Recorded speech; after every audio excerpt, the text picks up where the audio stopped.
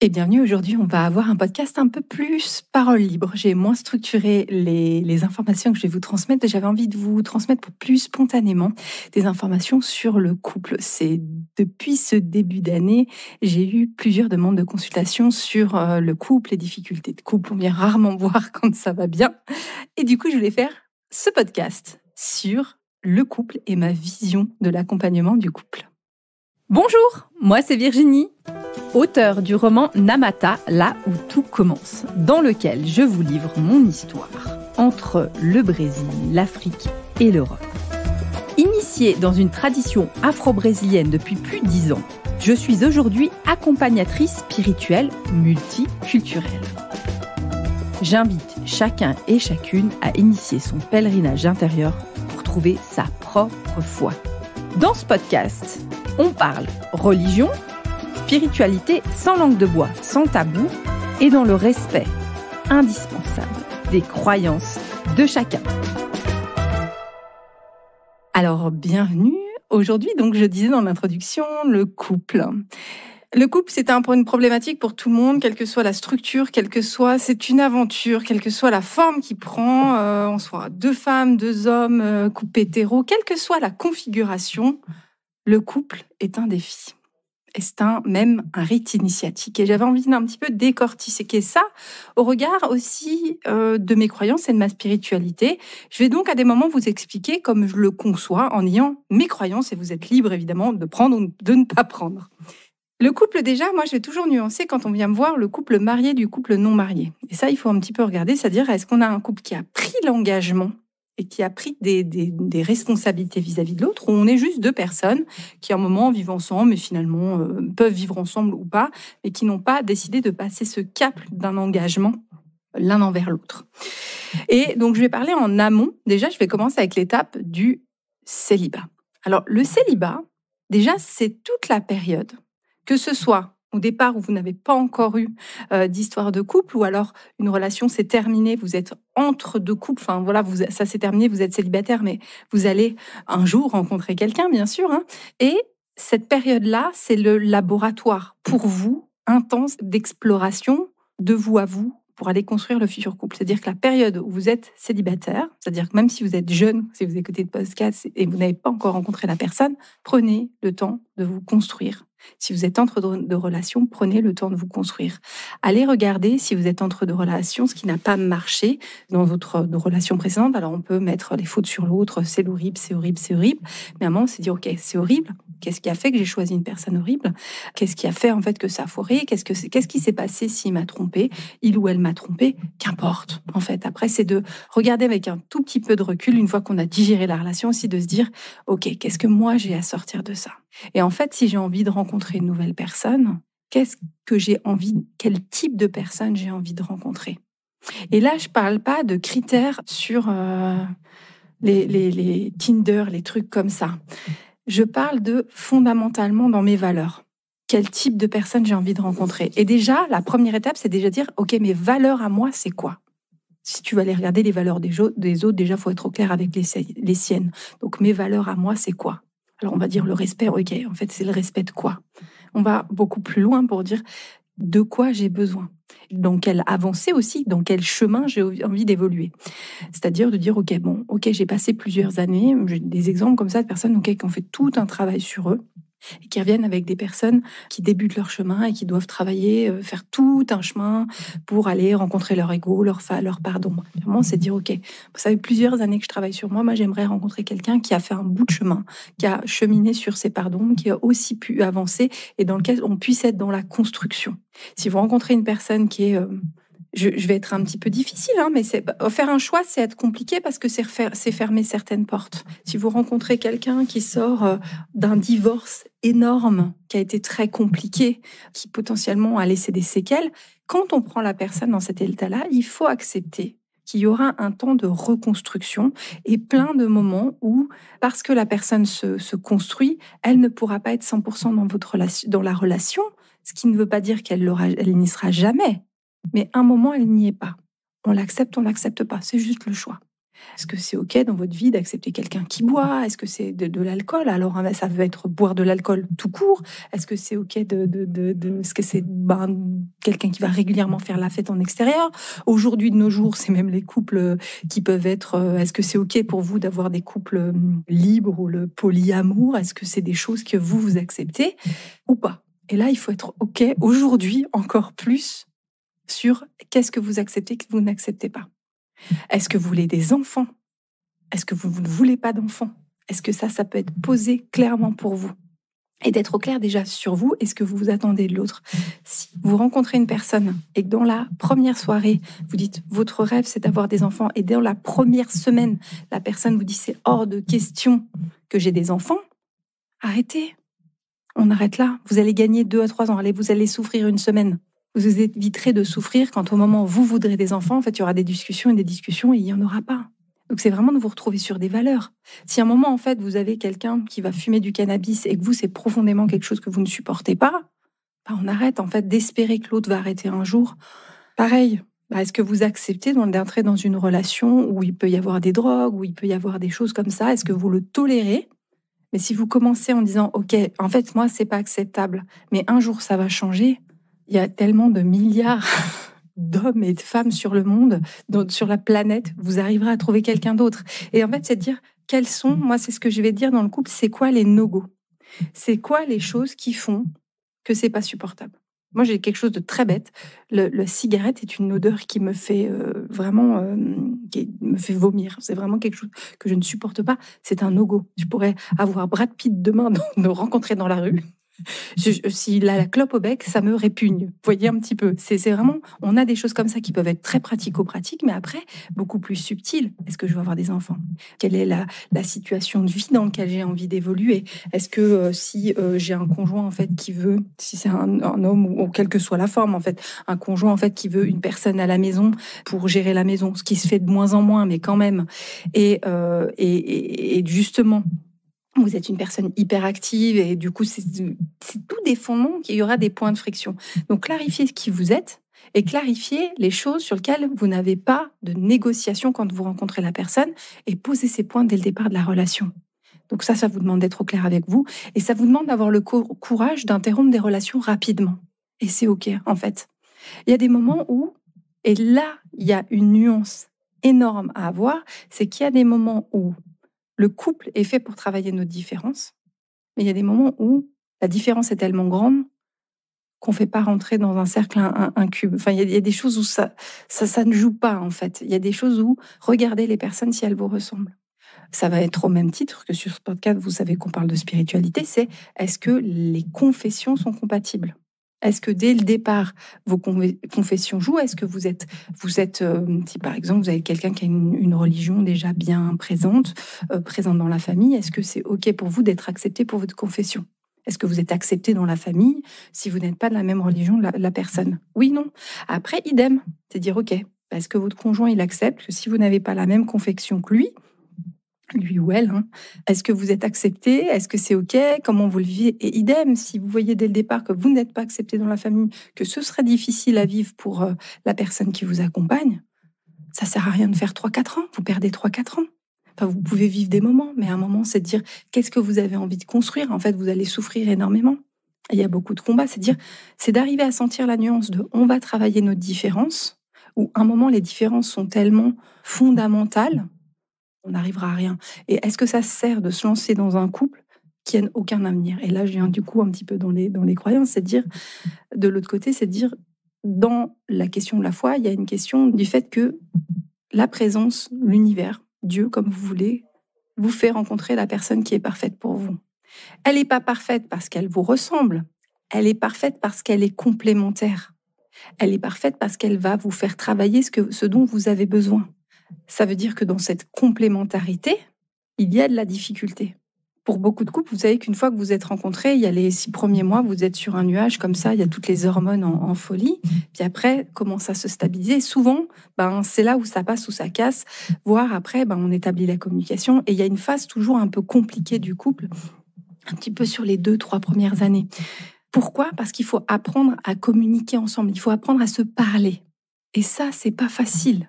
C'est-à-dire qu'il faut commencer à s'effacer pour pouvoir entrer dans une communion avec l'autre. C'est-à-dire qu'il faut pouvoir effacer sa propre personnalité, son propre ego, pour entrer dans l'union de l'autre. Il y a des couples où, des fois, ils viennent me voir et ils me disent « Oui, mais moi, je veux pas parce qu'elle veut que je change, parce qu'elle veut... et je veux pas changer, je veux rester la même personne. » C'est très bien, reste tout seul. Évidemment, le couple va te changer. Évidemment, le fait d'être deux au quotidien va faire que ta personnalité va changer et votre couple va vous donner une couleur de personnalité différente. Donc en fait, deux personnes qui se rencontrent, c'est deux égos qui se rencontrent et le défi, c'est d'arriver à diminuer l'ego pour être dans l'humilité vis-à-vis de l'autre, dans le respect, dans l'amour. Et dans l'ego, il n'y a pas de possibilité d'amour. C'est que depuis l'humilité, le respect, la communication, le partage de valeurs, la solidarité, que là, l'amour peut créer. Avoir toute sa place. L'amour peut émerger. Et après, il devient indissociable. Vous voyez, un petit peu, c'est comme le café au lait. Il y a le café, il y a le lait. À un moment, si on veut boire du café au lait, il faut mélanger les deux. Et après, on n'arrive plus à les séparer. Comme une mayonnaise. C'est vraiment ça. Et du coup, on n'arrive plus à retrouver, si vous voyez la mayonnaise, on ne voit plus l'huile, on ne voit plus le vinaigre, on ne voit plus la moutarde. Tout est mélangé, c'est OK. Et du coup, c'est arrivé à te poser la question sur dire, OK, j'entre dans ce couple, on a des bases communes, on partage les valeurs communes et on aura une phase de communication où l'autre va des fois m'exaspérer parce qu'il va être un miroir énorme. Et là, je vous dis ça, moi je vous partage aussi en toute intimité. J'ai eu plusieurs difficultés, notamment au niveau de mon couple. Nous, on a une très grande différence culturelle. Et la différence culturelle, alors, on a de la chance d'avoir quand même une langue de base. Alors, mon mari n'est pas de langue maternelle française, mais il parle très très bien français. Du coup, on avait déjà au moins ce point commun, d'avoir une capacité à communiquer. Néanmoins, on avait des références qui sont différentes, et ne serait-ce que cuisiner le riz, c'était compliqué. On avait déjà une différence, rien que passer en cuisine, on avait déjà une différence culturelle. Donc après, c'est de se dire, OK, comment on arrive à faire pour accepter la manière de faire de l'autre? Comment on arrive à trouver un mode de communication qui soit acceptable et comprendre l'autre? Comprendre l'autre, alors, je crois pas que le couple, ce soit qu'on puisse beaucoup apprendre dans les livres. Je crois que le couple, ça s'apprend sur le terrain. Je vais vous partager, moi, mon expérience. C'est qu'une fois qu'on est marié, en tout cas, moi, j'ai accepté de dire, OK, Dieu, là, au-dessus de ma tête, il a choisi ce mari-là pour moi. J'aurais pu me marier avec d'autres personnes, mais c'est cet homme-là avec lequel, moi, j'ai accepté. Et le jour de mon mariage, j'étais complètement alignée, complètement sûre de moi. J'ai eu aucun doute sur mon oui. Et je crois que lui aussi. Donc, déjà, on s'est mariés pour des vraies raisons d'amour. Ce qui n'est pas le cas de tout le monde. Il y en a, ils se marient parce qu'il y a l'achat d'une maison. Ben là, mais fait une société civile immobilière, en fait. C'est pas une raison de se marier. Oui, mais on s'est marié pour les impôts.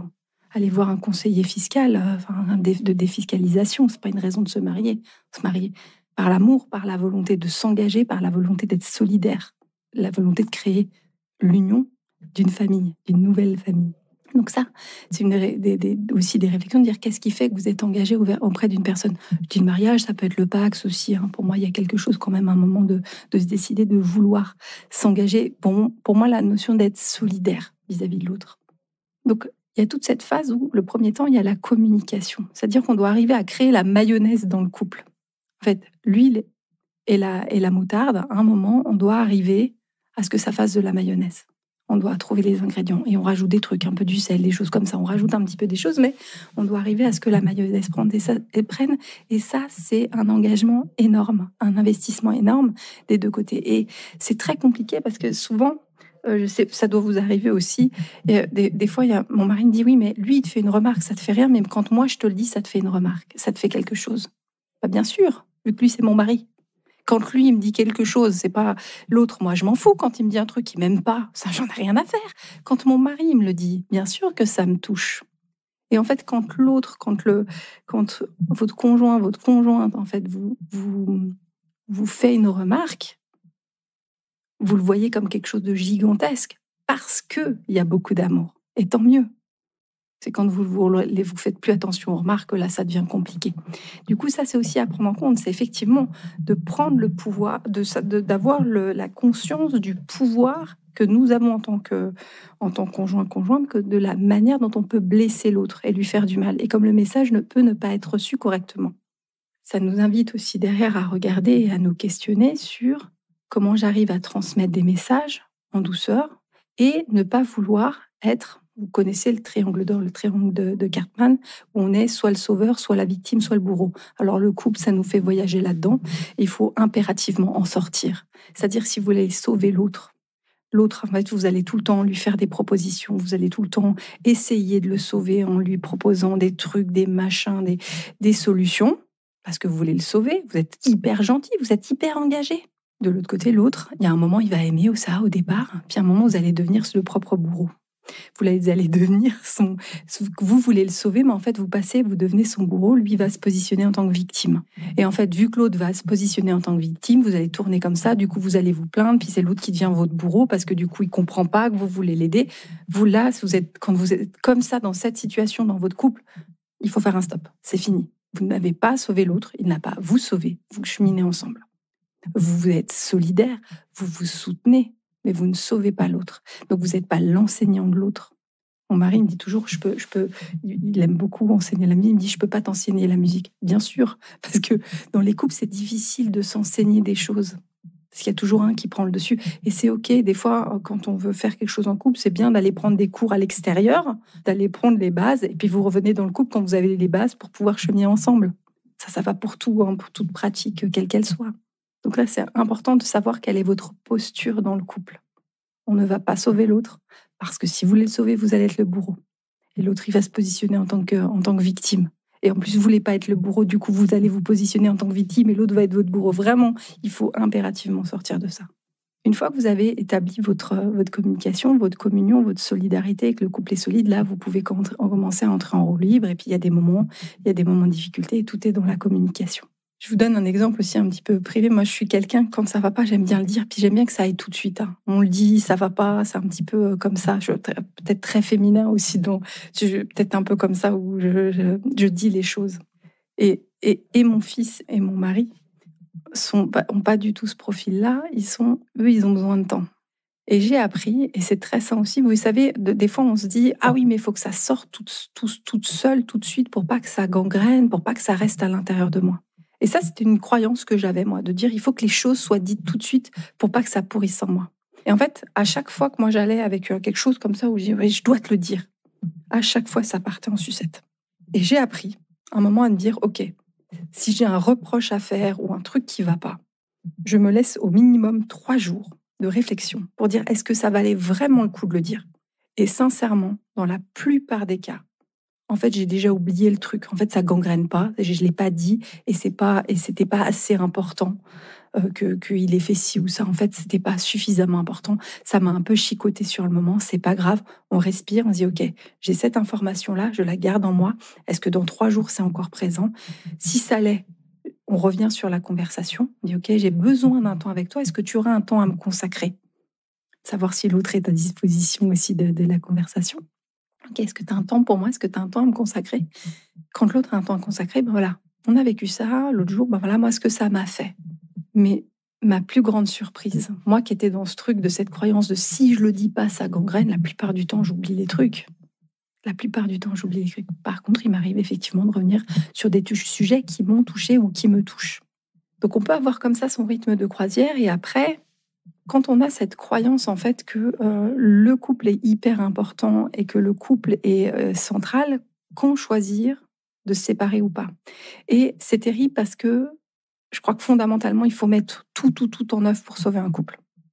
Et je crois que c'est vraiment hyper important de le sauver. Mais je crois que des fois, il est essentiel pour être aligné avec l'univers. Des fois, il faut que ça s'arrête.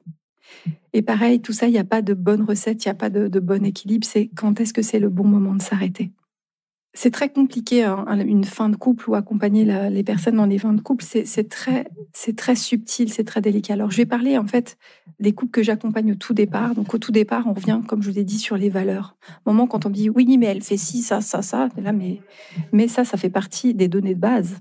Justement, quand on a dit mais t'as levé les valeurs, à un moment, la plupart du temps, quand j'entends les reproches, il y a ci, ça, je dis, mais la personne ne t'a pas menti.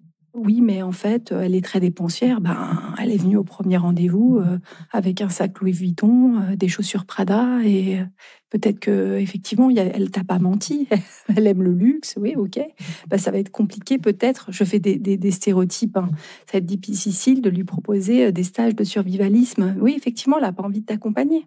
Il y a pas de surprise. Souvent, il y a pas de surprise. C'est pour ça que j'invite vraiment sur les valeurs où c'est OK à un moment, si vous êtes tellement dissonant en fait que dès le départ ça prenait pas, ben, c'est mieux de se séparer pour vous laisser un espace, pour aussi ben, rencontrer la bonne personne.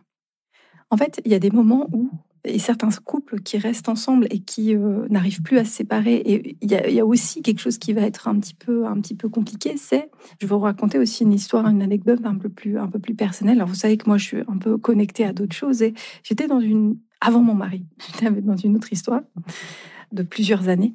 Et à un moment, j'avais pas fait ce que je vous partage. Comme ce que je vous partage, c'est parce qu'il y a eu des erreurs.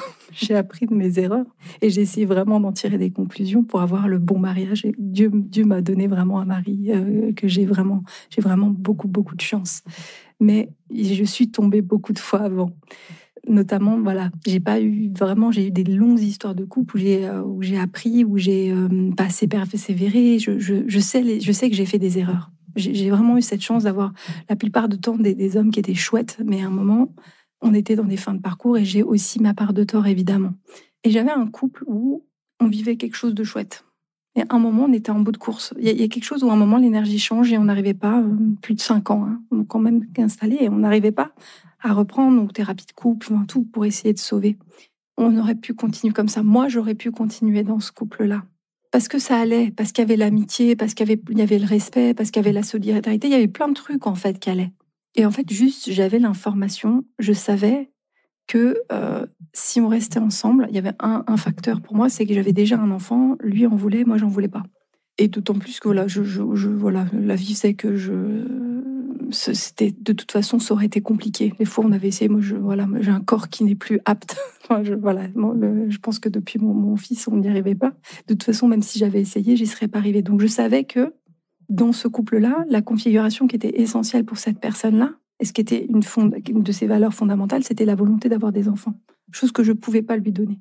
Moi, je savais, parce que j'avais eu les images, parce que je me connectais à autre chose, que en fait, c'était terrible de dire, OK, j'ai la possibilité de rester dans ce couple-là et du coup de vivre quelque chose de chouette. Franchement, ça aurait pu le faire.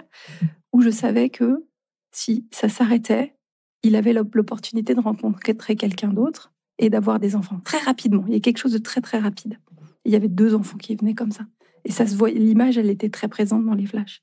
Et c'était terrible parce qu'à un moment, il a fallu que je tienne la barque en disant, c'est stop. C'est stop. Et en fait, on doit arrêter parce que si j'avais continué là, je prenais quelque chose d'un peu égoïste où je pouvais tenir un petit peu, accepter une solution qui était possible, quoi, qui tenait à peu près la route. Enfin, un couple qui tient la route comme plein d'autres, mais du coup, j'en lui empêchais de vivre, lui, son histoire. Finalement, j'ai choisi de dire, OK, c'est stop. Ça a été le mélodrame et tout. Que sais-je, mais très rapidement, il a rencontré quelqu'un d'autre et vraiment, Dieu fait bien les choses. Il a aujourd'hui, je pense qu'il me déteste, mais je sais qu'il me déteste. Heureusement, il n'écoute pas ce podcast. Il me déteste, mais je suis hyper heureuse parce que je sais qu'il a rencontré, je suis sûre, la femme de sa vie. Vraiment, il a été récompensé par des enfants. Je crois qu'il en a 2 maintenant, vous voyez. Et c'est top. Et vraiment, je lui souhaite tout le bonheur du monde. Tant mieux, parce que ça justifiait en fait pourquoi il fallait que ça s'arrête. Et j'ai été récompensée parce que finalement, quelques mois après, j'ai eu la chance de rencontrer mon mari et je le savais pas sur le moment quand on s'est séparés, mais maintenant c'est tout bon. Je l'ai su quelques temps après. Je connaissais mon mari déjà d'avant, donc c'était beaucoup plus simple. Mais vous voyez, les ouvertures, elles peuvent être. Je raconte cette histoire, c'est dire le choix de la séparation, le choix de rester, il est très nuancé, il est très compliqué et il faut arriver à nuancer, de dire est-ce que je lui reproche des choses qui dès le départ étaient comme ça et c'est moi qui n'ai pas pris les responsabilités de mes valeurs et je suis pas au clair déjà sur ce que j'attends d'un couple ou pas. Est-ce qu'on est trop différents, fondamentalement différents, et il y a des no-go des 2 côtés? Je supporte pas l'alcool, c'est pas possible. OK, c'est pas possible. C'est pas possible d'avoir quelqu'un qui tous les jours va sortir 2, 3, 4 bières. OK, on arrête. Et un moment, en fait, c'est par contre d'avoir un couple qui peut être compliqué. mais dans lequel il y a tous les nœuds de la solidarité, de l'échange et de la volonté ensemble d'aller de l'avant et de faire travailler son ego. Et en fait, d'avoir ce couple, d'arriver à trouver le couple qui vous permet d'être meilleur, en fait. C'est vraiment ça, je crois, l'expérience du couple, c'est d'être quelqu'un de meilleur avec une meilleure communication, une meilleure capacité. Et pour moi, quand on a cette capacité à s'adapter dans le couple, donc à être flexible vis-à-vis de l'autre, à savoir l'écouter, comprendre ses limites, c'est aussi une meilleure capacité à s'adapter à tout un chacun à l'extérieur. Vous savez que certaines personnes, vous devez connaître dans votre entourage, quand ça fait 10 ans qu'ils sont célibataires, c'est compliqué de s'adapter à l'autre, c'est compliqué aussi d'être dans la communication, parce que le couple, on est continuellement en travail pour s'adapter à quelqu'un qui ne va pas forcément à notre rythme, qui ne dit pas forcément ce qu'on veut, et on est continuellement en train de s'adapter avec plaisir et jusqu'à l'accepter et faire que ça devienne une qualité aussi.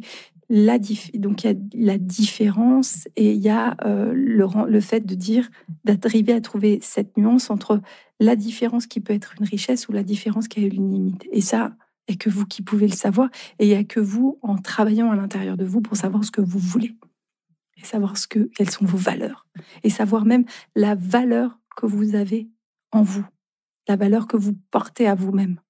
Des couples on me dit il est pas assez, je suis pas assez bien pour lui. Non mais ça va ou quoi? Tu as quelle valeur là? Quand on a des choses comme ça, quand une personne dit je suis pas assez bien pour toi, pareil, arrêtez, va travailler ta confiance en toi, on se revoit après. Parce que ça va être il y aura un déséquilibre dans le couple. Donc posez bien les choses avant de vous construire. Acceptez de faire des erreurs, ça fait partie du jeu.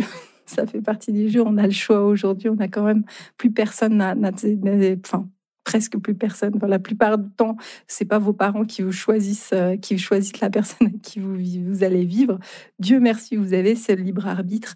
Faites au mieux, choisissez correctement, prenez le temps de vous questionner sur ce que vous attendez. Je vous souhaite une très, très, très belle expérimentation. Si vous avez des questions, si vous avez des interrogations, n'hésitez pas à le mettre dans le commentaire du podcast.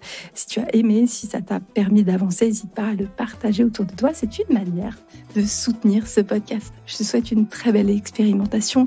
Et pour ceux qui ont des couples épanouis, je vous envoie toutes mes bénédictions pour continuer à partager dans l'amour, dans la bienveillance, et pour ceux qui le souhaitent d'avoir plein d'enfants. Je souhaite plein de belles choses.